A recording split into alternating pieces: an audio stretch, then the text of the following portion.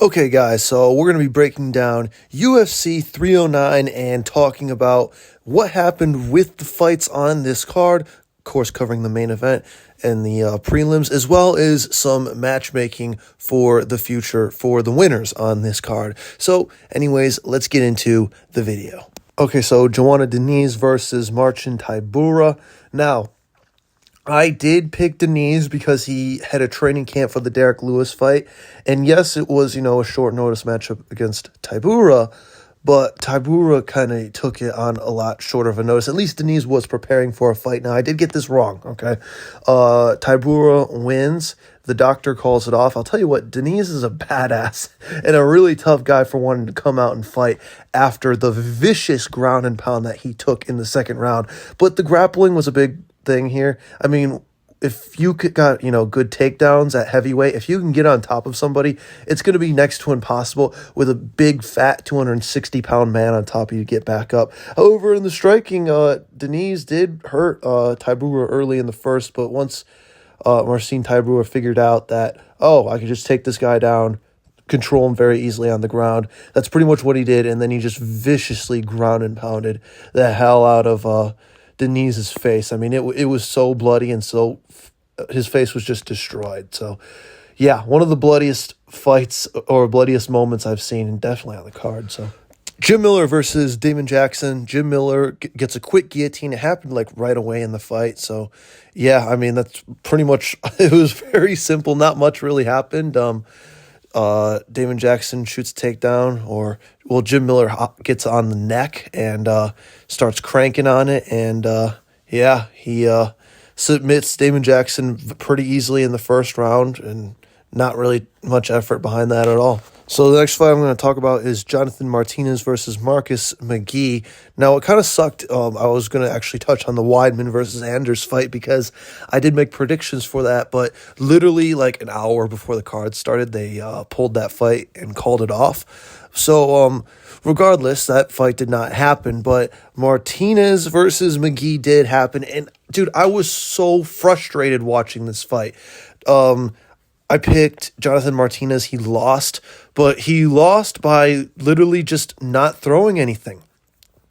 He had so low output, and McGee was, just throwing more than him. So he won the first two rounds, and then at the end of the second round, Jonathan Martinez lands a monster leg kick that really messed up McGee's leg, and you have McGee hobbling around in the third round. You have to get a finish, and there's absolutely zero urgency or effort to get him out of there. He actually held McGee up against the fence for like 45 seconds towards the later portion of the round. It was just terrible fight IQ, and so I'm pretty pissed off watching that fight. So Marcus McGee wins by Jonathan Martinez being an idiot. James Lallentop versus Mauricio Rufy.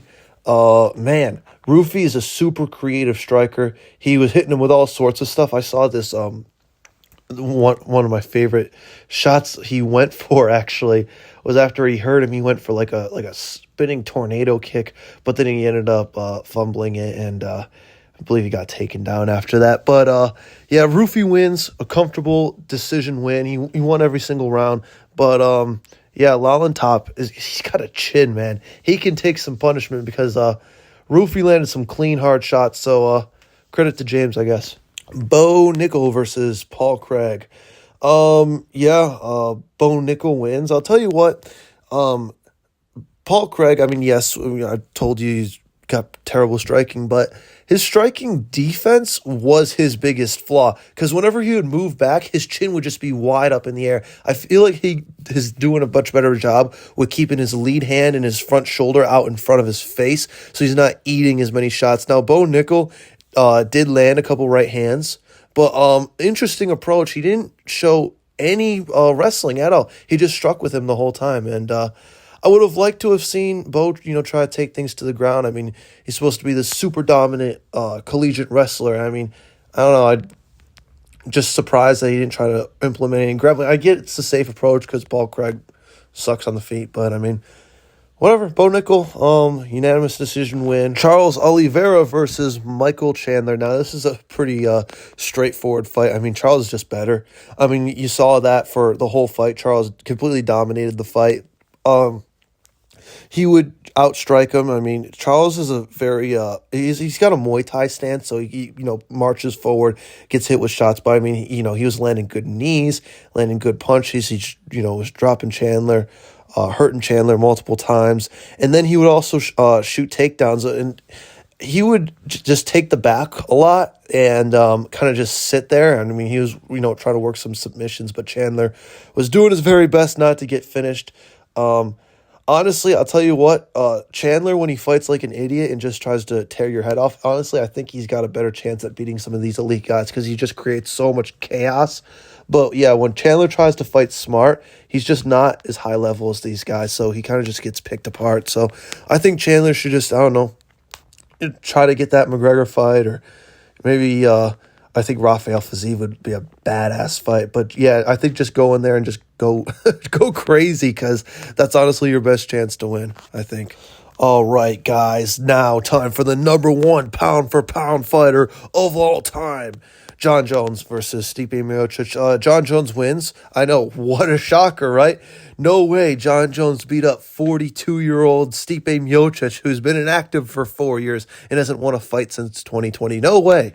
A complete shock. But, yeah, Stipe looked old, but, I mean, he was still able to survive the first round where there were some vicious ground and pound shots by Jones. That was a sick trip that he got, to be fair. Towards like the second half of the round, he did like a sweep and he knocked Stipe off of his feet. That was really good stuff, to be fair. That was an inch. I like that technique a lot. And then takes him down, lands some vicious ground and pound. I actually thought he was about to stop Stipe there if he got a couple more through. But Stipe survives. They have a second round, which is relatively close. I think Jones landed some more impactful shots, especially with the kicks. He landed a couple really hard kicks. So I think Jones wins the second round. But it was a competitive round. And, yeah, the third round, another pretty or relatively competitive round. Jones actually ended up cracking Stipe with a nice right hand. Stipe landed another couple shots as well. But yeah, eventually, in the third, at the end of the round with about a minute left, Jones with a spinning back kick right to the ribs, and yeah, just shut Stipe down. So that was actually, to be fair, a really awesome kick from Jon Jones. So good stuff for Jon. He beats up Stipe, and I know, what a shock, right? So yeah, that's pretty much all that happened in that heavyweight championship fight. Okay, so for our first matchup, Marcin Tybura, I would like to see him fight. I think Derek Lewis would be a good fight. Now, Tybura did get a good win, and now he's on a 2-fight win streak against Deniz and Tai Tuivasa. But to be honest, I mean, I think Deniz is a solid win, but Tai Tuivasa, I mean, he's, it hasn't been looking good for Tai, let's just say that. So yeah, I think Tybura versus Lewis, I think the winner, you can, finally say they can move up and face some higher-level competition, because Tybura's also lost to Aspinall, and then he also lost to Spivak recently as well. All right, so I think I'm a genius with this next one. Just dawned upon me, actually. I think you should book Jim Miller versus Jared Gordon would be a good next fight for Jim Miller, because they're both lightweights.